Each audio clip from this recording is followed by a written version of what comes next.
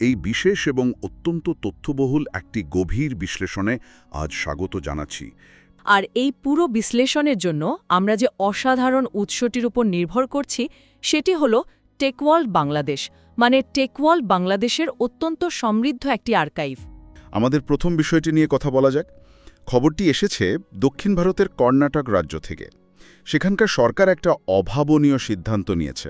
১৬ বছরের কম বয়সী শিশুদের জন্য সামাজিক যোগাযোগ মাধ্যম বা সোশ্যাল মিডিয়া ব্যবহার সম্পূর্ণ নিষিদ্ধ করার ঘোষণা। রাইট। দেশজুড়ে শিশুদের মোবাইল আসক্তি নিয়ে যে উদ্বেগ, মূলত সেখান থেকেই এই পদক্ষেপ। কিন্তু এখানে একটা বিশাল আয়রনি বা পরিহাস রয়েছে। কর্ণাটকের ওই আইডেন্টিটির কারণে। হ্যাঁ, কর্ণাটক, বিশেষ করে বেঙ্গালুরু, ভারতের সিলিকন ভ্যালি হিসেবে পরিচিত। যে অঞ্চলটি সারা বিশ্বের জন্য সফটওয়্যার এবং প্রযুক্তিগত সমাধান তৈরি করছে, তারাই কিনা নিজেদের ভবিষ্যৎ প্রজন্মকে সেই প্রযুক্তির একটি বড় অংশ থেকে আইনিভাবে বিচ্ছিন্ন করার সিদ্ধান্ত নিচ্ছে। এটা আসলে অনেক বড় একটা স্টেটমেন্ট। অবশ্যই। এই পদক্ষেপটি শুধু একটা সাধারণ স্বাস্থ্য সতর্ক বার্তার মধ্যে সীমাবদ্ধ নেই, এটি রীতিমতো রাষ্ট্রীয় হস্তক্ষেপের রূপ নিয়েছে।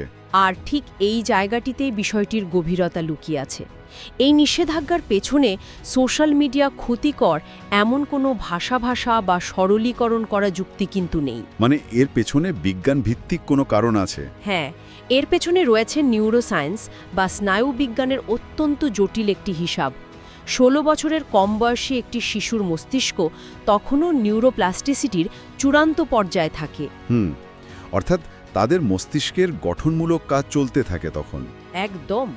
বর্তমানে সোশ্যাল মিডিয়া অ্যালগোরিদমগুলো কোনো সাধারণ সফটওয়্যার নয়। এগুলো মূলত অ্যাটেনশন ইকোনমি বা মনোযোগের অর্থনীতির ওপর ভিত্তি করে তৈরি করা অত্যন্ত নিখুঁত কিছু behavioural engineering tools. Infinite scroll বা ওই যে ভেরিয়েবল রিওয়ার্ড শিডিউলের মতো ফিচারগুলো, তাই তো? রাইট। এই ফিচারগুলো মানুষের মস্তিষ্কের ডোপামিন রিসেপ্টরকে এমনভাবে হাইজ্যাক করে যা অনেকটা জুয়া খেলার আসক্তির সমতুল্য। কর্ণাটক সরকারের এই সিদ্ধান্তটি প্রমাণ করে যে পরিস্থিতি এমন একটা পর্যায়ে পৌঁছেছে যেখানে প্রযুক্তি কোম্পানিগুলোর সেলফ রেগুলেশন বা স্বনিয়ন্ত্রণের ওপর আর ভরসা করা যাচ্ছে না। তখন রাষ্ট্র বাধ্য হয় ব্যক্তিগত এবং পারিবারিক পরিসরে প্রবেশ করে এমন আইনি দেয়াল তুলে দিতে। কিন্তু এখানে একটা বড় প্রশ্ন থেকেই যায়, এই ধরনের ডিজিটাল সীমানা কি আদৌ প্রয়োগ করা সম্ভব? এটা একটা খুব যৌক্তিক প্রশ্ন। মানে একটা স্মার্টফোনের যুগে যেখানে ভিপিএন বা ভুয়া জন্ম তারিখ দিয়ে সহজেই বয়স লুকানো যায়, সেখানে ১৬ বছরের কম বয়সীদের সোশ্যাল মিডিয়া থেকে দূরে রাখার বাস্তব প্রয়োগ কতটা সফল হবে? এটা কি আসক্তি কলানোর চেয়ে বরং একটা প্রযুক্তিগত ইঁদুর বিড়াল খেলার জন্ম দেবে না? বাস্তব প্রয়োগের দিক থেকে এটি একটি বিশাল চ্যালেঞ্জ, তাতে কোনো সন্দেহ নেই। কারিগরিভাবে প্রতিটি শিশুর স্ক্রিন টাইম বা বয়স যাচাই করা প্রায় অসম্ভব একটা কাজ। তবে আইনের একটা মনস্তাত্ত্বিক দিকও থাকে। মনস্তাত্ত্বিক দিক বলতে? অনেক সময় এই ধরনের কঠোর আইন প্রণয়নের মূল উদ্দেশ্য শুধু শাস্তি দেওয়া বা শতভাগ নিয়ন্ত্রণ করা নয়, বরং সমাজে একটি শক্তিশালী বার্তা দেওয়া। এটি সমাজের দৃষ্টিভঙ্গি বা ওভারটেন উইন্ডো পরিবর্তন করার একটা কৌশল। বুঝতে পেরেছি। মানে যখন রাষ্ট্র কোনো কিছুকে নিষিদ্ধ করে, তখন তা নিয়ে অভিভাবক, স্কুল এবং বৃহৎ সমাজে একটা সচেতনতা স্তর তৈরি হয়। ঠিক। এটি প্রযুক্তি কোম্পানিগুলোকেও একটা পরিষ্কার সংকেত দেয় যে তাদের অ্যালগোরিদমের ক্ষতিকর দিকগুলো আর আইনি দায়মুক্তির আড়ালে লুকিয়ে থাকতে পারবে না। এই সচেতনতা এবং প্রযুক্তি কোম্পানিগুলোর দায়বদ্ধতার বিষয়টি খুবই প্রাসঙ্গিক। কারণ একদিকে যখন সমাজ শিশুদের এই প্ল্যাটফর্মগুলো থেকে দূরে রাখার জন্য আইনি লড়াই করছে, অন্যদিকে প্ল্যাটফর্মগুলো প্রাপ্তবয়স্ক ব্যবহারকারীদের মনোযোগ ধরে রাখতে আরও সুকৌশলী এবং অদৃশ্য পদ্ধতি আবিষ্কার করছে। হ্যাঁ, বিজ্ঞাপন বা অ্যাডভার্টাইজিংয়ের ক্ষেত্রে আমরা এই পরিবর্তনটা খুব ভালোভাবে লক্ষ্য করছি। একদম। টেকওয়ার্ল্ড বাংলাদেশের আর্কাইভ থেকে পাওয়া দ্বিতীয় বিষয়টি এই অদৃশ্য কৌশলেরই একটা নিখুঁত উদাহরণ। সোশ্যাল মিডিয়া প্ল্যাটফর্ম এক্স বিজ্ঞাপনের ধরন বদলাতে নতুন একটা পদ্ধতির পরীক্ষা চালাচ্ছে, যেটাতে বিজ্ঞাপন আর সাধারণ পোস্টের মধ্যে পার্থক্য করা কঠিন হয়ে যাবে। রাইট। এই ব্যবস্থায় একজন ব্যবহারকারীর পোস্টে থাকা কোনো পণ্য বা সেবাকে এমনভাবে উপস্থাপন করা হবে যেন সেটি কোনো সাধারণ কথোপকথন।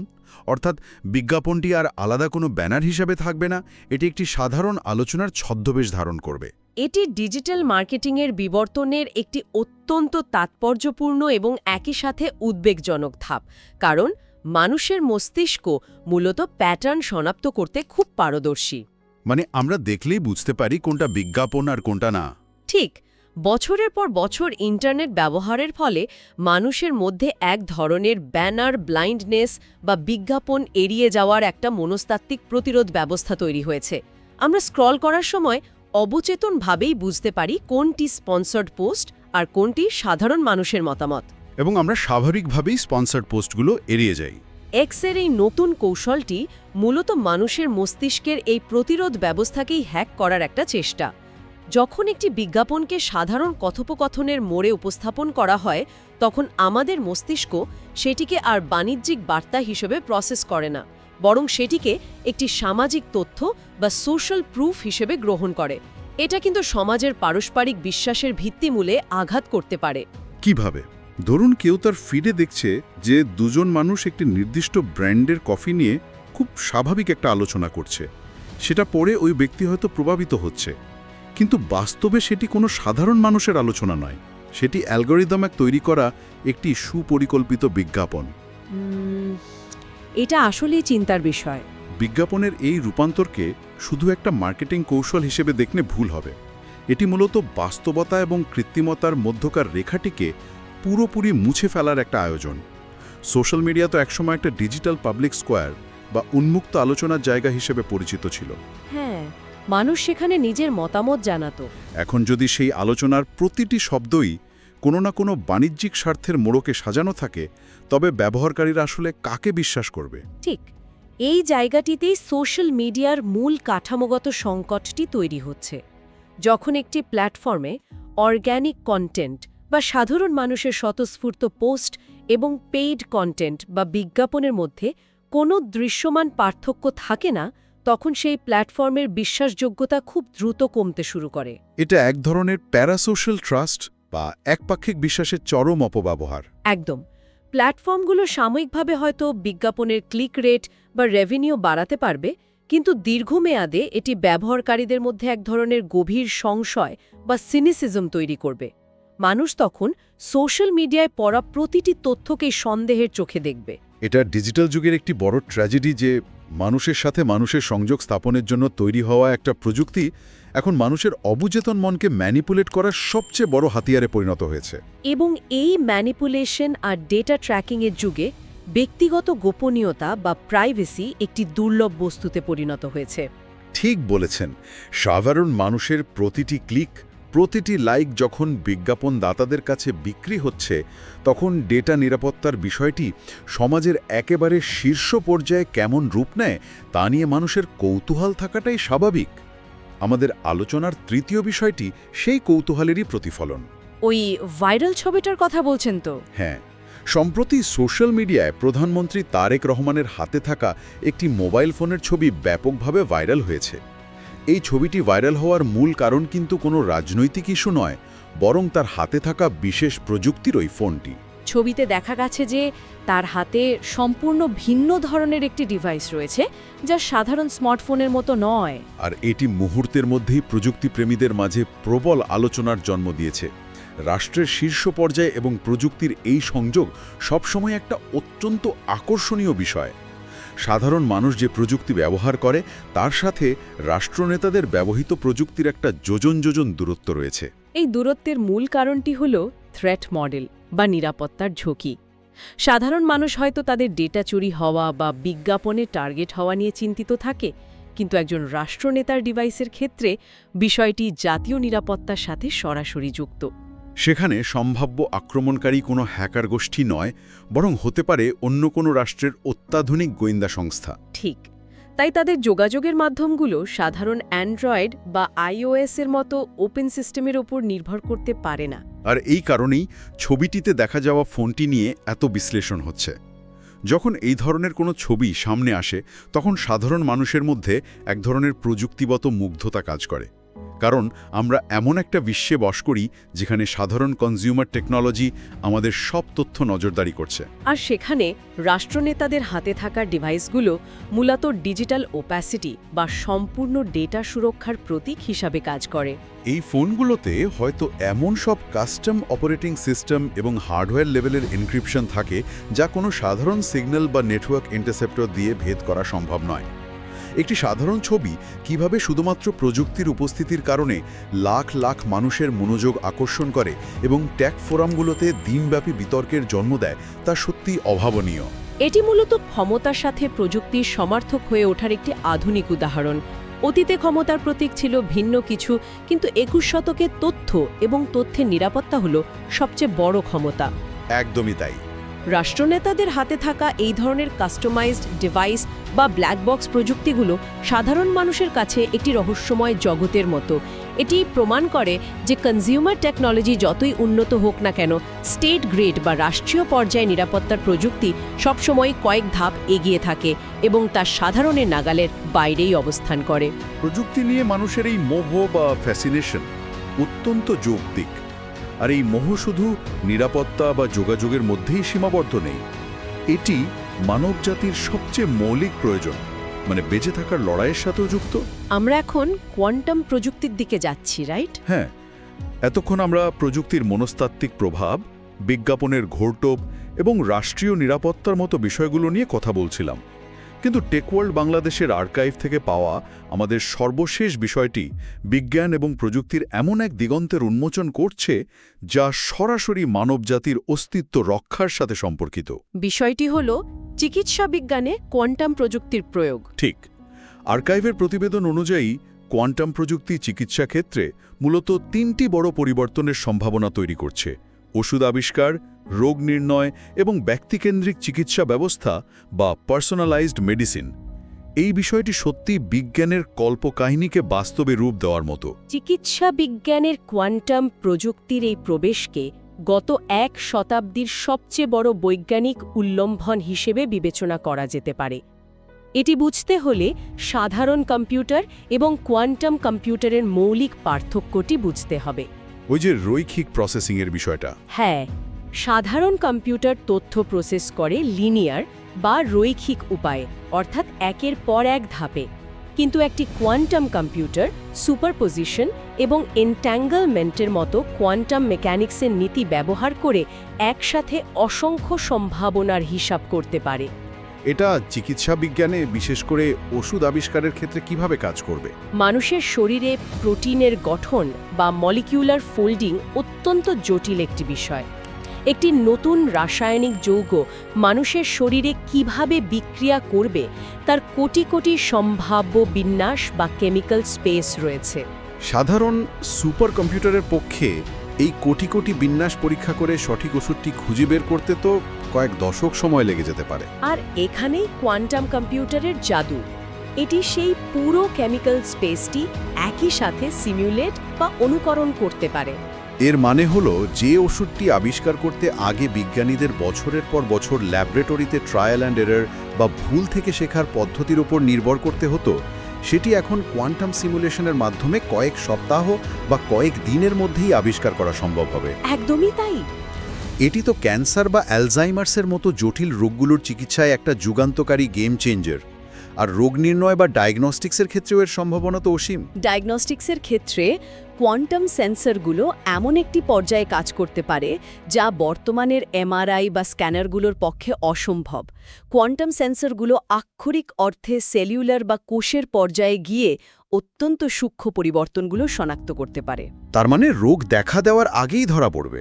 হ্যাঁ, কোনো রোগের লক্ষণ মানুষের শরীরে শারীরিকভাবে প্রকাশ পাওয়ার অনেক আগে শুধু কোষের চৌম্বকীয় বা রাসায়নিক স্তরের পরিবর্তন দেখেই রোগটি নির্ভুলভাবে নির্ণয় করা সম্ভব হবে।